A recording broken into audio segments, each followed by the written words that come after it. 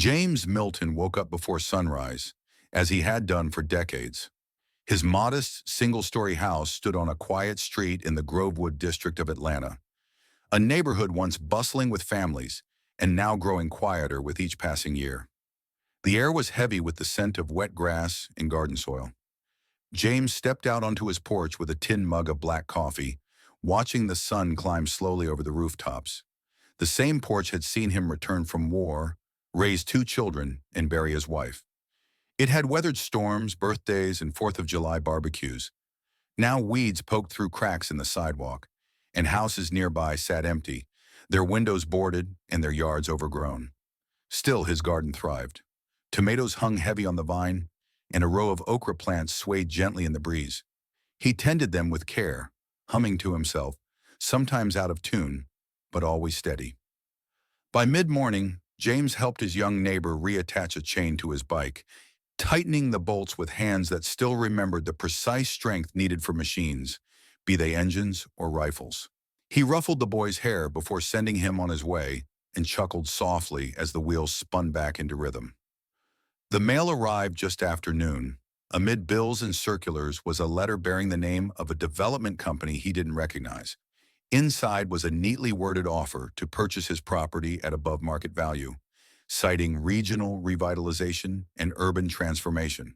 James read it once, then again, his brow furrowing deeper each time. Without a word, he folded the letter, walked to the trash can outside, and tore it in two. To James, the house wasn't just wood and paint. It was every memory he had managed to hold on to. He didn't care about what they called progress. This was home, and he had no plans to leave. A few weeks after James received the first letter, the changes began to creep in more visibly. Trucks with unfamiliar logos began parking near the corners of the neighborhood. Surveyors in neon vests walked through the streets with clipboards pointing at lots, scribbling notes, marking curbs with orange spray paint. A real estate sign appeared across the street where a boarded-up house had sat untouched for years. The sign read, "Coming soon, Grovewood Heights, modern living in the heart of the city." James noticed the change in tone when he visited the local hardware store. The owner, who'd known him by name for over 20 years, seemed distracted, cautious even, when James mentioned the development letter. The clerk behind the counter, much younger and unfamiliar, offered him a brochure about home buyouts and investment relocation programs. James declined without taking his hand off the counter. He left the store with only the nails he came for. Back in Grovewood, neighbors began disappearing. First was Mrs. Landers, 2 houses down, her yard suddenly cleared, her curtains gone. Then came the Carters, a young couple with a toddler, their moving truck blocking the street one Saturday morning. James waved, but they didn't meet his eyes. One afternoon, his power flickered and cut out for several hours. He walked to the utility box and saw it had been tampered with, wires dangling in a way that looked too intentional to be a coincidence. When he called the power company, the hold music stretched on for nearly an hour. The man who finally answered sounded polite but unbothered. The outage, he claimed, was due to infrastructure updates related to redevelopment efforts. Graffiti started appearing near the lot lines. Not the usual tags of local teens, but quick sprayed X's and cryptic numbers on sidewalks and tree trunks. They reminded James of maps he'd seen in war, coordinates meant for targeting, not building. The unease that had settled in his chest now pressed heavier.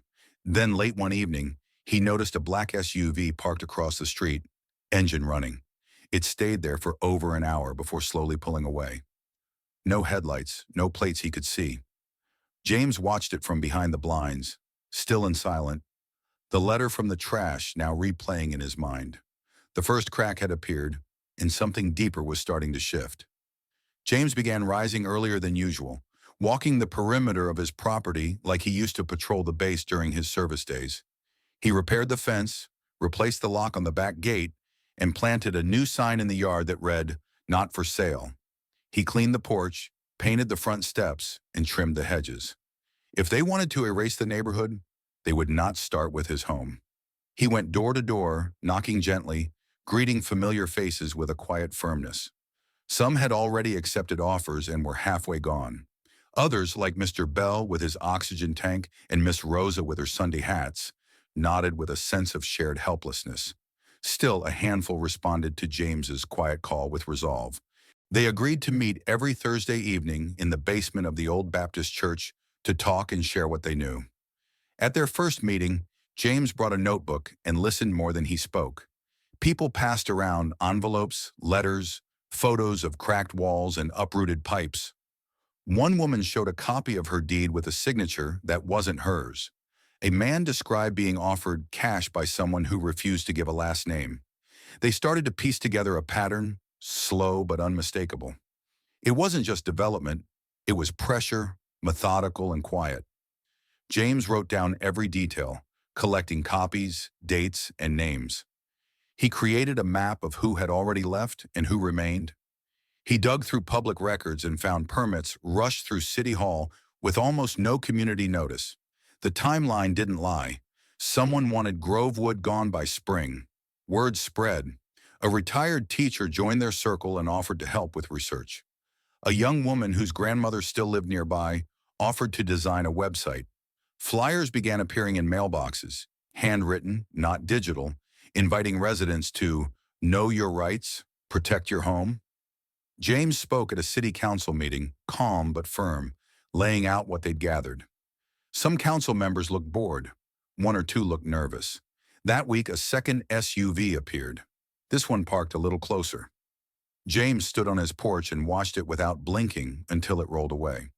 His hands weren't as steady as they used to be, but he kept them busy, cleaning, writing, organizing. Grovewood had been his home for decades.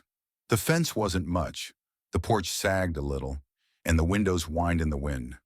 But he wasn't giving it up without a fight. The pressure started subtly. James noticed it first in the mail. Strange notices about zoning revisions, overdue tax reassessments, and cryptic language that even he, a veteran with years of dealing with bureaucracy, had to read 3 times. His neighbors began receiving similar letters. A few panicked, unsure how to respond. The letters all carried the same logo, a development firm no one had heard of 6 months ago. Then came the calls. Recorded messages from unfamiliar numbers urged residents to consider generous cash offers before it's too late. Elderly homeowners reported young men knocking on their doors, offering to help with paperwork or clear up confusion about their property status. One woman returned from visiting her daughter to find a lock on her gate changed. James helped her remove it, jaw clenched the whole time. At night, cars circled more often. Some parked with engines running, lights off, idling for 15 minutes before driving away. One morning, James woke to find tire marks across his lawn and his porch lights shattered. No one had heard anything. Despite this, the Thursday meetings continued. More people came, some nervous, others angry. James kept records, collected testimonies, and helped organize a complaint to the city housing office. Local officials acknowledged receipt but gave no timeline. They seemed overwhelmed or unwilling. James's own family called, urging him to reconsider. His daughter, who lived 2 states away, pleaded with him to sell and move closer. He thanked her, but didn't budge. The home meant more than its dollar value. It held stories, birthdays, grief, and pride. He wouldn't abandon that for convenience. Then came the false inspection. A man in a reflective vest showed up claiming to be from the city, demanding to enter James's home. When James asked for ID, the man grew aggressive. James refused entry and took a photo. The man sped off. That night, a warning was painted in red across his back fence. Still, James showed up at every meeting, passed out flyers, and responded to each new scare with the calm of someone who had survived worse. The neighborhood began to stiffen around him, finding its voice not in anger, but in unity. Even those who had almost given up now began to ask questions, to look more carefully at the papers they signed, to watch out for one another. Grovewood was under siege, but it was not alone anymore. And James, steady as ever, stood quietly at the front line.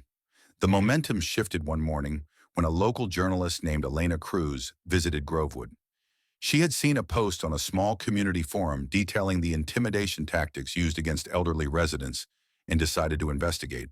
She met James outside his house, took notes on the broken porch light, and listened as neighbors gathered to recount what had been happening. What started as a human interest piece evolved into something more troubling. Within a week, Elena's article was published online. It included interviews, photographs of threatening letters, and references to city documents that showed irregularities in zoning approvals. She connected the development firm to a web of shell companies with a history of aggressive gentrification in other southern cities. The piece quickly gained traction, especially after a local news station picked up the story and ran a segment during evening broadcast. The public response was immediate. Calls flooded the mayor's office. Community activists began organizing. A law school clinic offered free legal advice to Grovewood residents. A petition demanding a freeze on property acquisitions in the area gained thousands of signatures within days.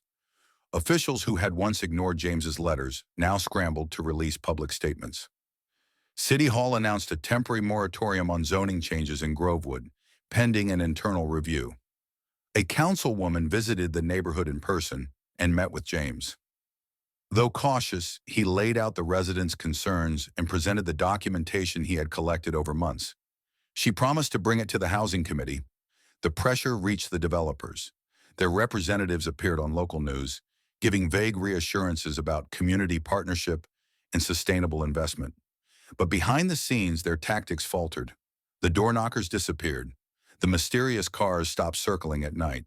Some residents who had been on the verge of signing over their homes backed out, emboldened by the new attention. Meanwhile, James helped coordinate a legal workshop in the community center, turning Thursday night meetings into action sessions. Volunteers helped residents review their deeds, understand their rights, and file complaints with the proper agencies. The mood, once heavy with fear and frustration, began to shift toward cautious determination. Though the future remained uncertain, something had cracked open. The silence that had cloaked Grovewood for so long was gone. In its place came noise, uncomfortable, powerful, and necessary. And James, still moving deliberately, found himself at the heart of a fight that no longer felt like his alone.